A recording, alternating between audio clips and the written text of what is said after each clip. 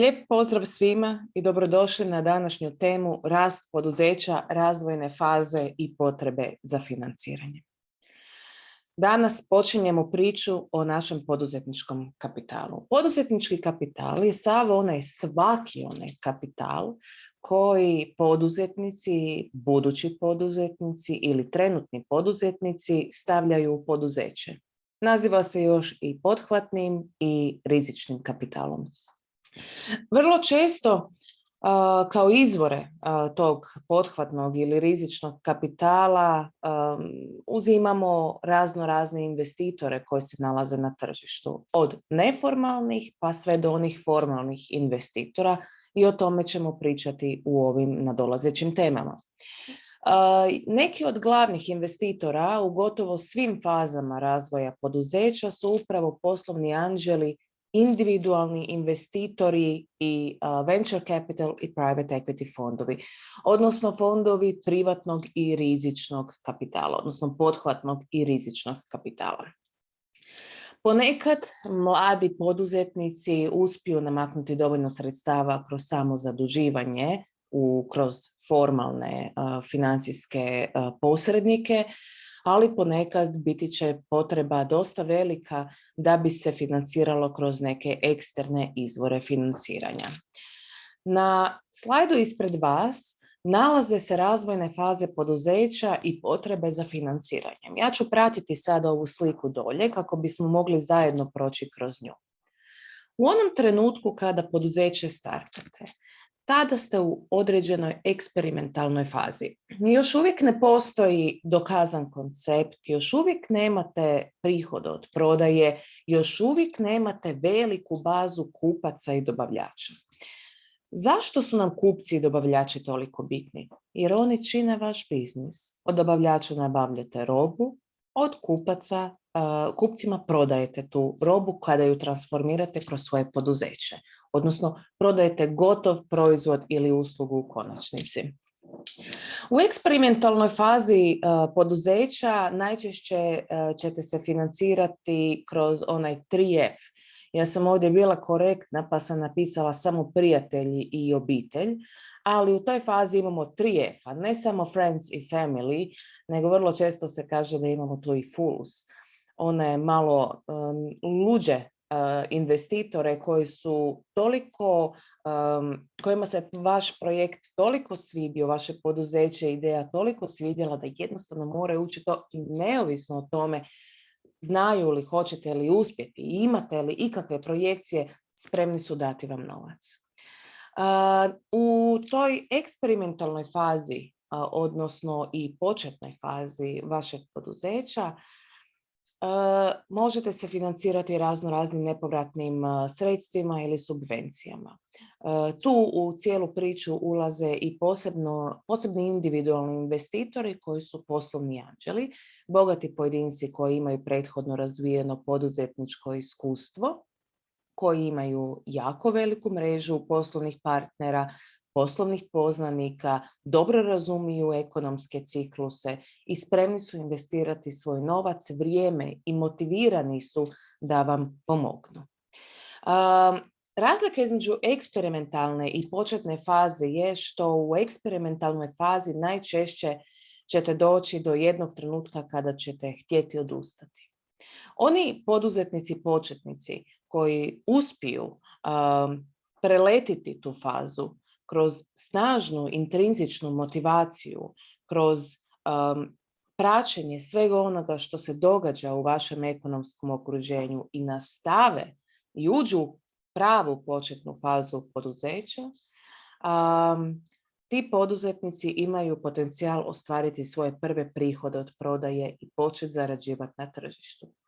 Naravno, možete i ući samo u početnu fazu i ostvariti u prvoj godini prihod od prodaje, ali ništa vam ne garantira da ćete nastaviti svoje poslovanje.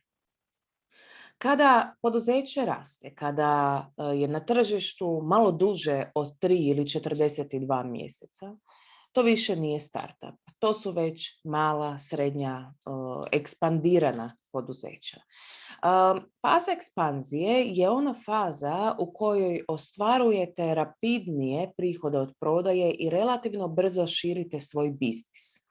U toj fazi ekspanzije najčešće ćete se financirati sada, kroz interno generirana sredstva kao i u svakoj drugoj fazi, dakle sredstva koja su proizašla iz vašeg vlastitog biznisa. Ali tu ulaze u obzir i razne pozajmice od strane banaka i bilo koji drugi dužnički instrumenti. Jer ako smo ovdje stavili pozajmice od banaka, mislimo na veće pozajmice od banaka. To isto ne znači da smo zaboravili staviti pozajmice od banaka u onoj dolje početnoj fazi razvoja poduzeća. Naravno, banke i bilo koje druge kreditne institucije imaju mogućnost financirati vas i u početnim fazama poduzeća, ali mnogo veći iznosi koji su vam potrebni za puno jaču ekspanziju, pogotovo kada ulazite u fazu dokapitalizacije, dobit ćete isključivo od kreditora, odnosno nekakvih financijskih institucija sa mnogo većim iznosima. Faza dokapitalizacije je ona faza kada je poduzeće zaista postalo toliko snažno na tržištu ili smatra da će preorganizacijom, odnosno reorganizacijom svojeg poslovanja uspjeti namaknuti puno veću ekonomsku korist na tržištu nego što je to do sada radila. I možda postoji zahtjevi samog tržišta da proizvodi ili usluge poduzeća, vašeg poduzeća, budu ipak malo napredniji. U toj sferi dokapitalizacije vrlo često se financirate kroz venture capital fondove i private equity fondove, dakle formalne fondove rizičnog i privatnog kapitala.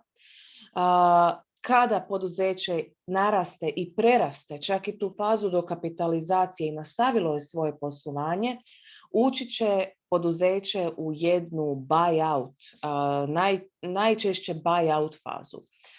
Ta buyout faza ne mora značiti da će se poduzeće prodati. Naime, postoji jedna fina linija između faze dokapitalizacije i faze preuzimanja, gdje poduzeća u fazi dokapitalizacije mogu tražiti manja sredstva za dokapitalizaciju, kao što su to sredstva od strane kreditora, private equity i venture capital fondova, ali jednostavno mogu odlučiti i ponuditi svoje vlasništvo na tržištu i postati javno poduzeće. I to je danas na neki način signal uspješnosti poduzeća.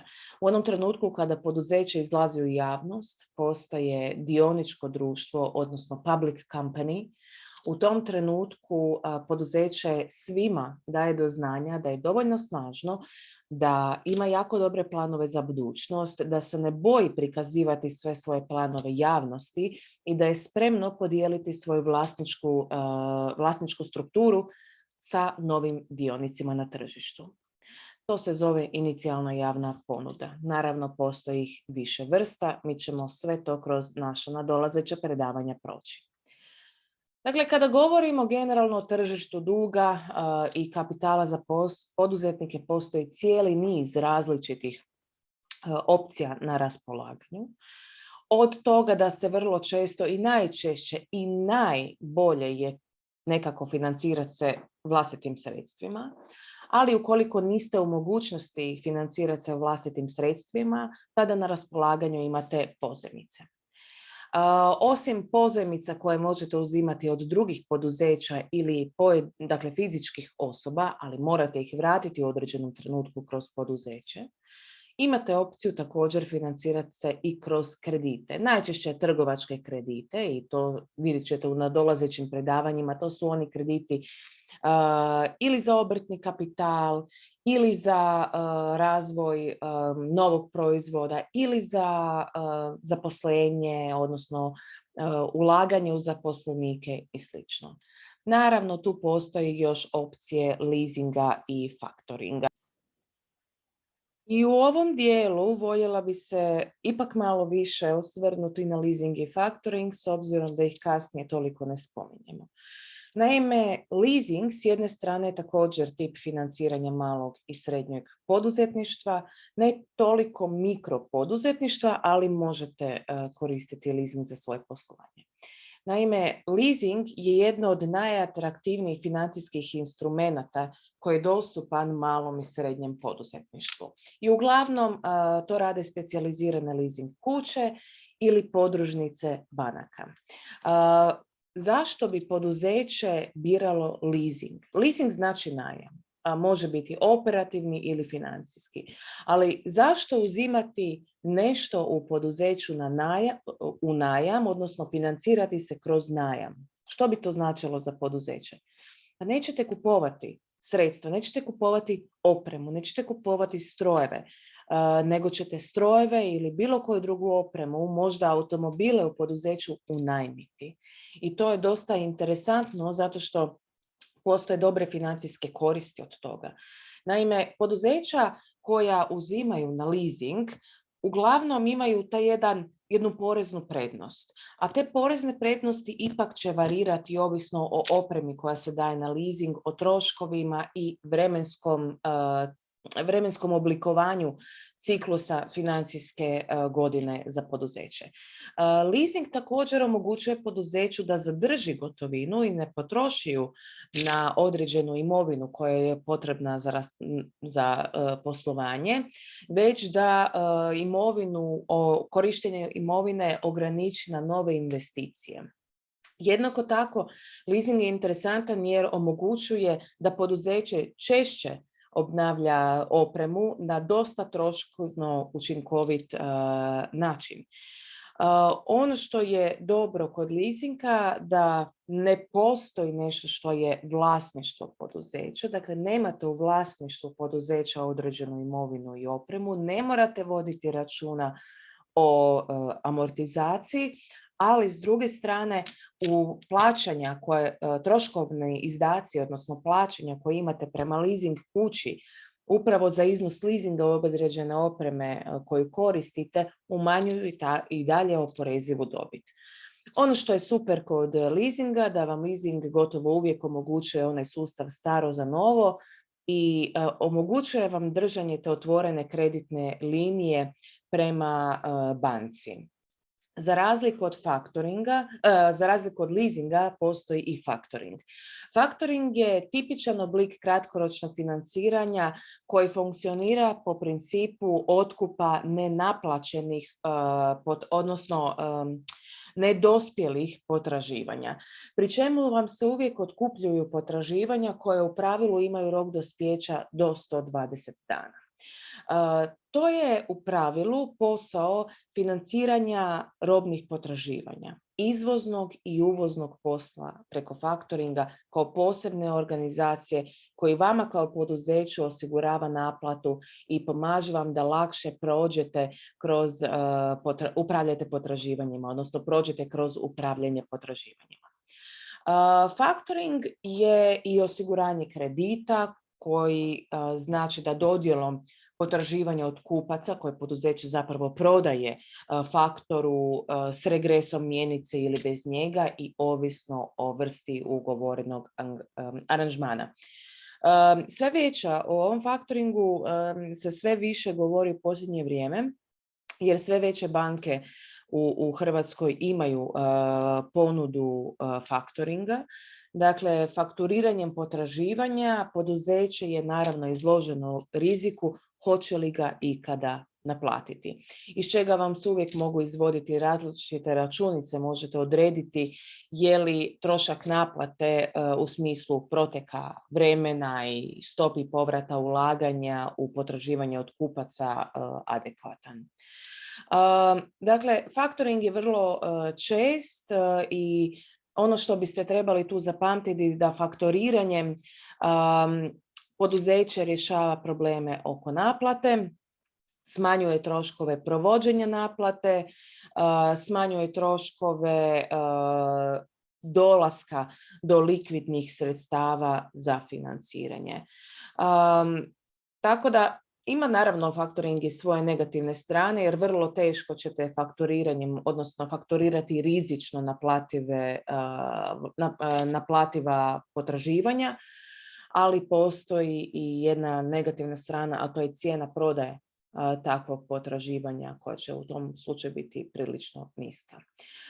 Osim faktoringa i leasinga i trgovačkih kredita, ovo je tržište, formalnije tržište i tu nisam spomenula private equity, venture capital fondove i individualne investitore, iako oni jesu dionici na tržištu, ali o njima se govori u posebnim temama. Kako biste vi u samom svojem početku poslovanja mogli uopće nastupiti na tržištu, morate jako dobro razmišljati o tome što želite ponuditi tržištu. Naravno da danas poduzeća vrlo često jednostavno tako izlaze na tržište, ne razmišljajući o tome je li proizvod, je li usluga nešto što već postoji, koliko ima smisla ponuditi to što je vama ideja. Jer vama ideja možda je najdraža ideja koju imate, možda smatrate da je to upravo ta ideja koja je nedostajala na tržištu, ali pokušajte se pozicionirati uopće na tržište i razmisliti gdje biste vi i kako biste vi na tržištu funkcionirali. Naravno da to ne može biti baš odokativno i postoji jedan cijeli model koji se time bavi, a to je Canvas poslovni model. Odnosno Canvas poslovno platno ili platno poslovnog modela, tako ga još nazivaju. Platno Canvas business model vam omogućava, odnosno pomaže vam strukturirati temeljne elemente koji su potrebni za vaše poslovanje, odnosno izlazak na tržište. Naravno da Canvas poslovni model konstantno u svojem poslovanju ćete dograđivati, mijenjati, odnosno ažurirati. Bavi se, zapravo krenut ću na platno da vidite kako platno izgleda. Na jednom platnu, dakle na jednom velikom dokumentu koji se najčešće radi u PowerPoint templateu ili bilo kojem drugom sličnom dokumentu, pa možete čak i sprintati tako nešto i staviti si u ured i dobro ga je cijelo vrijeme gledati. Poduzeće će odrediti koji su to ključni partneri koje ima, koje su to ključne aktivnosti kojima se poduzeće bavi, koji su resursi, dakle dolaze resursi, jesu li to financijski, jesu li to operativni resursi, jesu li to resursi roba ili usluga. Poduzeće također će dati i određen prijedlog vrijednosti, dakle što ono dodano generira na tržištu, koja je dodana vrijednost koja proizlazi iz ovog poslovnog plana za tržište. Ovdje će poduzeće, odnosno vi ćete ovdje opisati i odnose s kupcima, opisat ćete i koji su distributivni kanali, dakle koji distribucijski lanac koristite, kako on izgleda, koji su to segmenti kupaca na koje trebate ciljati, dakle koje je to tamo tržište, koji je market kojem se vi obraćate. Dakle, vidite da s jedne strane ekrana, sa vaše lijeve strane ekrana imate ključne partnere, s desne strane kupce. Partneri su između ostaloga i oni silni dobavljači, a kupci su onaj krajnji ishod vašeg poslovanja. Ono što svakog investitora interesira i što vas treba najviše interesirati, kako izgledaju vaši troškovi i kako izgledaju vaši prihodi. Dakle, na što trošite i odakle zarađujete. Canvas poslovni model je po meni jedan od najboljih modela za slaganje poslovnog plana prije nego što ga počnete raspisivati, jer imat ćete tu dolje u tom poslovnom modelu, Canvas poslovnom modelu, dosta informacija već koje ćete kroz dane unositi, biti će vam lakše sastaviti konačan poslovni plan. Ja vas sada pozivam da sami sastavite Canvas poslovni model za svoju ideju, svoje poduzeće, Trebat će vam nekoliko dana, nije jednostavno i pokušajte se svaki dan vraćati na sve ono što ste napisali i korigirati stvari, jer vidjet ćete da samo sljedeći dan ili za tjedan dana sa svježim očima možete uočiti neke stvari koje su vam možda nedostajale. Želim lijep pozdrav svima i vidimo se na sljedećem predavanju.